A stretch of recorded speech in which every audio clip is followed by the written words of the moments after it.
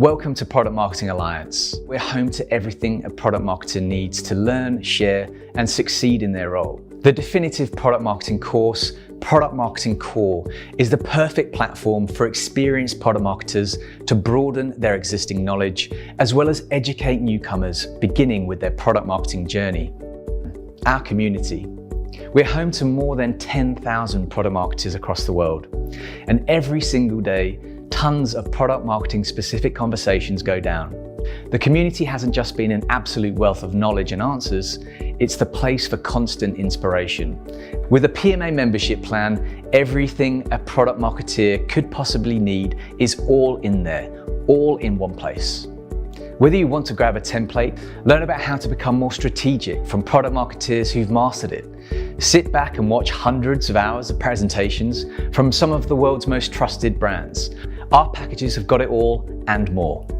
We really are, dare we say it, the one-stop shop.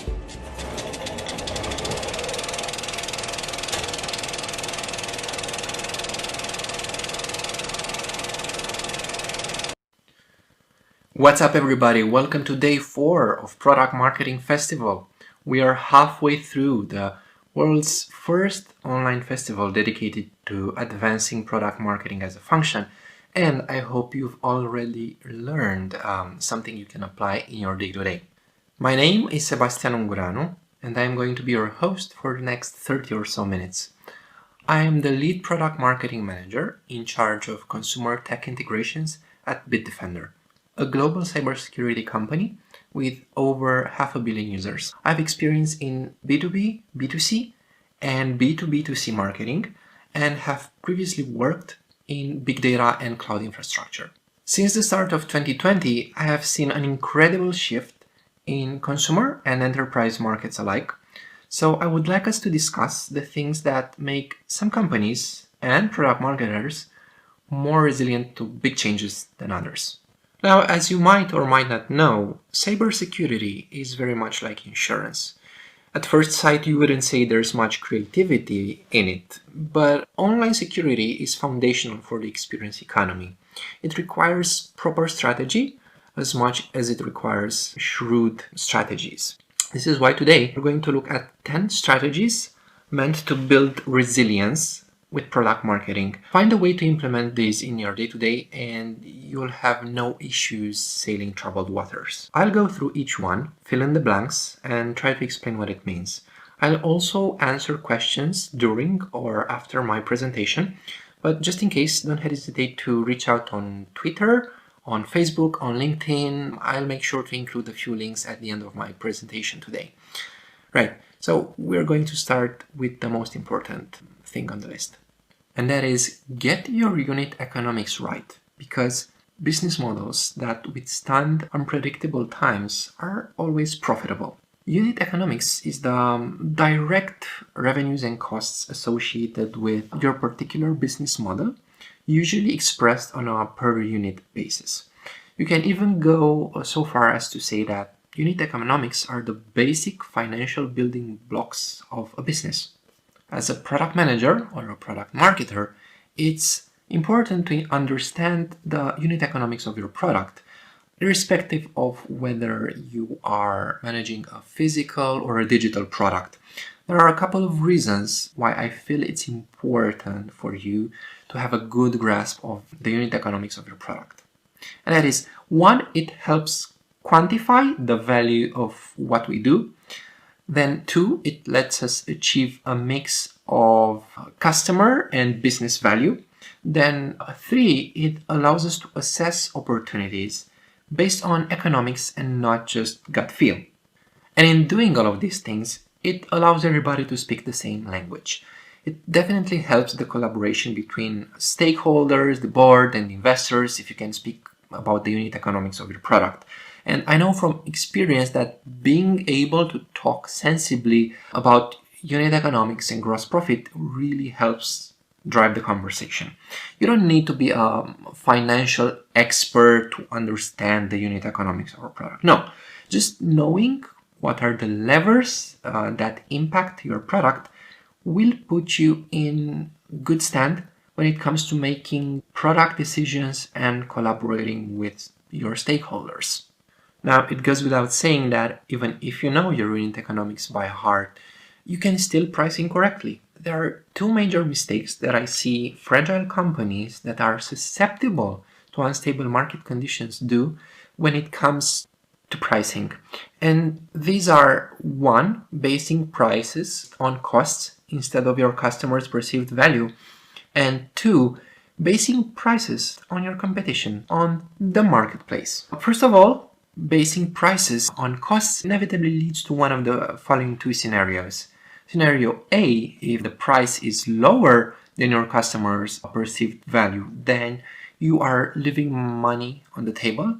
And scenario B, where your price is higher than your customer's perceived value, and then you're going to be forced to discount heavily just to get to those customers.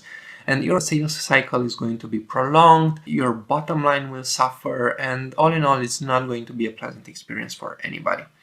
Now, I guess I could say a few more words on segmenting your customer base accordingly and pricing differently for each of your segments. But even if we assume basic pricing model, I need you to remember that in times of panic, you do not touch the price based on your emotions. Have a plan made beforehand and don't overreact to market conditions. It's better to give a little bit more during these times than it is to sell for less. You could maybe try a bundle or give a few extra months of subscription, give free training to your customers, whatever works in your particular scenario. Just don't devalue your product by pricing less right now, because that's a long-term effect and it's a difficult hole to get out of. So again, don't touch the price when the price is right. Instead, what I suggest that you do is try opening your ears. To be effective in product marketing, we need to listen as much as we need to speak. Only then are we able to fully understand people on the other side of the table. Learning simply cannot occur in the absence of listening. Think of it as learning a foreign language. You don't learn anything new by interrupting or speaking over your teacher. Instead, you first listen with intent, and then as you slowly start picking up new vocabulary and are able to engage in meaningful conversation, you can say that you've learned and are able to communicate something in a new language. It's the same with the market. Don't go into it like a know-it-all in a foreign country. You might have heard that we live in a 24-hour news cycle, and while part of our job requires that we make the news from time to time, another part requires that we stop typing and open our ears far and wide. If you haven't built a community around your brand yet, I strongly encourage you to enable free-flowing conversations from which you can draw insights on your website or on your blog, on your social media, whatever is most suitable for you. Engage with your fans on social media and learn their language. Use their words. Third-party research might be good as a sanity check sometimes, but nothing compares to first-hand data that you can collect yourself. And when you finally speak, keep your messaging simple and real. Now, I want you to take a couple of moments to think about one thing. Were you at any point during the past couple of months confused as to what was going on around us? Because I know I was, and I'm willing to bet many of you were scared of the changes that were happening in our society as I was. So the single greatest opportunity for anybody working in product marketing or not has been to communicate in a simple, clear, and efficient manner. We as people are hungry, absolutely hungry for information from sources we can trust. And that's usually people and companies that are not afraid to speak up, and they do so in a manner accessible to all of us. This is not a time for big words. This is not a time to flex your dictionary knowledge. This is a time that requires you to keep your messaging as simple and as real as possible. Write as if you're writing to a friend. It doesn't matter if your posts on social media don't qualify as scientific papers now, does it? You don't need to send that one long email that explains everything in detail, although there's a time and a place for that as well. You are not the only one in panic mode. There were millions, if not billions of us. Our attention is now running at full capacity, just not to one single stimulus. We're paying close attention to everything around us because we need to, so we're very good at cutting out the fluff. We know that everybody is now paying attention, so our messaging really needs to shine through. Spread your message everywhere, diversify your channels, and reach people where they are. One thing in particular you should pay attention to, however, and that is to stay consistent through it all. Stay consistent because what gets repeated gets remembered, and what gets remembered gets done. Don't confuse your audiences with too many things all at once. Hopefully, if you've kept your messaging simple enough, now you have the ability to spread the same message all across your channels. If something happens often enough, your customers will be persuaded. Repetition has a distinct effect on us. Music repeated gets under our skin. Advertisements repeated replay themselves when we see the product. Our brains are excellent pattern matchers. Repetition creates a pattern which naturally creates the comfort of familiarity. Some people just have to do the same thing a couple of times just to make up their mind. Good salespeople know about this and they keep at it until customers are persuaded. Doesn't matter if we're talking shoes, B2B software, software as a service, the principle is the same. So what do I suggest you do? Well, fewer messages more often. You should try to limit the number of messages you communicate through marketing. You would do better with a list of fewer marketing messages repeated more often than you would otherwise. Beware of boredom. If you're doing things right, you will get bored of your own messages before they stick with your customers. Don't be the company that pulls the plug on your marketing messages too early. Last but not least, rethink the way you spend media dollars. Would you rather run your messages in front of 30,000 people once or 10,000 people 3 times? You're going to find greater success if you repeat your messages in front of the same audience multiple times. What I suggest you do is you could try segmenting your audience and in the process find a better way to analyze the data. It will force you to use better analytics. Moving on, how you should balance your efforts between the short-term and the long-term goals, because sometimes it feels like you have to focus on one or the other. The tension can be characterized as facts versus feelings or quick wins versus long-term gains. Branding creates a high-level experience that engages customers through the power of storytelling, while sales demand that we create more technical assets that address real pain points and explain the way our product solves them. But make no mistake, any trade-off that you do has to be temporary. Brand dilution is a real thing, and in the experience economy, it kind of hurts. Even with good foundations, it's easy for that initial agreement to slip out of alignment. It's important to understand how branding and marketing campaigns fit into the customer journey strategy. While brand and product might take different roads, they both lead to the same destination, and that is boosted sales. Every company is different, and the right mix between brand and product marketing will be dependent on your industry and on your product. What's universal is the need to get both sides of the house working together for the optimal experience. Don't just ignore your brand because something big is happening in the market and you need to shift your attention immediately to someplace else. You can do this, but just for short periods of time. The truth is, a lot of us have been caught off guard by the events happening this year. Social unrest aside, I think it's safe to say that none of us were expecting most industry events to be cancelled this year. We all had our quarterly and yearly strategies well planned in advance, but if you didn't throw out those strategies in the first couple of days of the pandemic, then you weren't fast enough.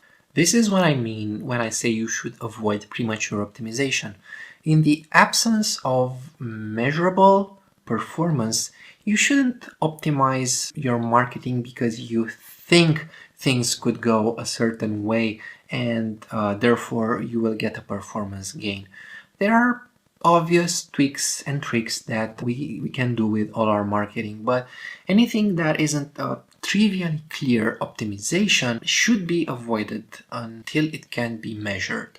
This is a concept I've borrowed from programming, and it's a concept I understand very well because I started out my career as a programmer. It's a famous saying between developers that premature optimization is the root of our evil, and it's used whenever you're spending a lot of time on something that may or may not be actually necessary. It's a phrase coined by a man called Donald Knuth in his book, The Art of Computer Programming. But if we were to adapt it to marketing, we could say that the real problem is that marketers have spent too much time worrying about efficiency in the wrong places and at the wrong times. If you're writing copy that you think has to convert upon first impression, if you're spending time with study groups, remember that you can't stay relevant and take all the time you need at the same time. The past couple of months have really tested our ability as marketers to adapt and stay relevant. Hopefully, you haven't taken too long to change your messaging and your marketing strategy to something a bit more relevant for these crazy times. There was a right time to talk about the pandemic in your marketing copy, and that was in the first couple of weeks, because anything that came after that became a detractor as the public was flooded with the same message, repeated over and over and over again by just about every lazy company that took too long to get into the game. And there was a time to talk about the street protests in the United States, and that was before being called out on social media for not doing anything and staying silent. And there will come a time when again you will need to move fast and be at the forefront of strategic communication. And my only hope is that you will remember my presentation and act fast.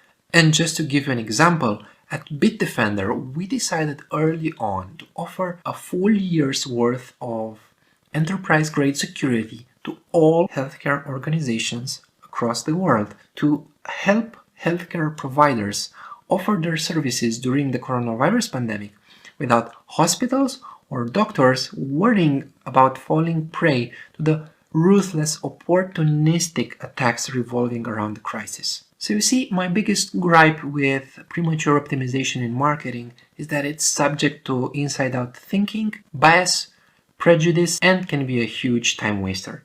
It's better to stay nimble and keep your options open all the times. Next up, publish like a media company. People like Gary Vaynerchuk have been telling companies that they need to publish like a media company for decades, but so far, with a few notable exceptions, it hasn't happened yet. It takes courage to stand behind long-term brand investments like becoming a publisher in the face of hitting short-term revenue goals. It's hard to balance the need to help sales achieve their numbers with the need to build a brand. So I don't really blame CMOs who shift budget and resources away from brand to short-term demand generation channels when times get tough. But it's a huge mistake and one that you'll come to regret. Marketing is littered with abandoned podcasts, blogs, and social media channels. The truth is, you need to find a way to both invest in brand and help sales achieve their numbers over the next few quarters. Because all of those brand investments that you do today are going to pay off dividends in the long term. Check out Cloudflare. They just announced a 24/7 online TV service. And at their core, what they do is they provide infrastructure for the web. You need people on your team to be the face of your brand. Start with yourself. People want to hear from other people. And especially in the past few months, we've all been yearning for that special human-to-human connection. In the face of social distancing, being human is the least we can do. And remember, if you ever feel like you're hitting the content creation wall, it's probably because you're writing for someone else. Cut to the chase and literally write all your material like you're writing to a friend. Remember to keep being real. The days of corporate messaging are over. People want the real you. Next up, keep shipping. It's Product Management 101. Always ship, rarely launch. I'm a big fan of continuous deployment to give customers new features. I also understand the importance of big launches, but during times like these, it's actually smarter to put out new functionalities all the time at an increased pace to show your customers that you still exist and you still care about them, and you are still a reliable partner even during difficult times. The unspoken rule that you need a compelling bundle of features together with communications that tell a story went out of the window together with a product playbook. The rules of the game have changed overnight, and you simply cannot afford to wait until the right time anymore. Now more than ever, you need to keep shipping in order to consistently engage with your customers. But what can we as product marketers do in the absence of new features from product or engineering? Well, feature marketing is a tactic in which a company markets a feature extensively in order to attract new customers. It not only offers prospects a reason to become your customers, but it also offers existing customers an incentive to stay with you. A few things you can do for your existing product features is 1. Create a landing page or maybe a page in your knowledge base if that's more appropriate. Then 2. Send an email highlighting benefits and educating your users about the feature. And 3. Promote your product feature on social media, on your company's blog. Remember that many great thought pieces come from marketers who take the time to explain their vision and their product. So be one of them and put yourself out there. Putting yourself out there means that you have to proclaim your passion, offer your services to those you think you can help, and there are certainly a lot of people who can use your help these times.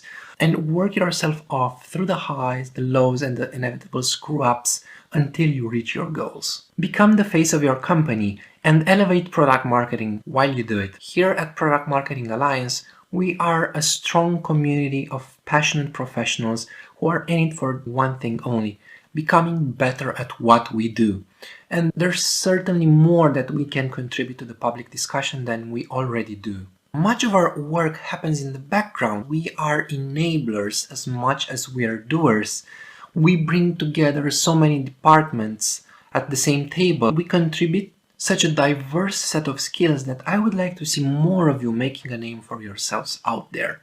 Especially since we're all working from home, take the time to engage with the community within your company at PMA or elsewhere, but get your views out there and put your skin in the game. It'll force you to become better at what you do, learn from your mistakes, and grow because there's no other better option. Always, always, always try to go up. So that reaches the conclusion of our discussion today. So let's go through the list one last time and see what we talked about today. First off, unit economics. Take the time to understand yours, get it right, and move away from just gut feeling. Then 2, don't touch the price if the price is right. Stick to the plan and don't devalue your product unnecessarily. 3, open your ears. Remember to ask, listen, and then talk in this particular order. 4, when you talk, keep your messaging simple and real. People want to hear from other people. 5, what gets repeated gets remembered. Let me say that again. What gets repeated gets remembered. And just for good measure, what gets repeated gets remembered, and what gets remembered gets done. 6 on my list. Work on sales and branding alike. Don't neglect one in favor of the other because you're going to suffer in the long run. 7. Avoid premature optimization. Premature optimization is the root cause of all evil. 8. Publish like a media company. Who doesn't want to launch their own TV service? I know I do. 9. Keep shipping and don't lose that all too important inertia. And last but not least, 10. Don't be afraid to put yourself out there. We need more product marketers to speak up.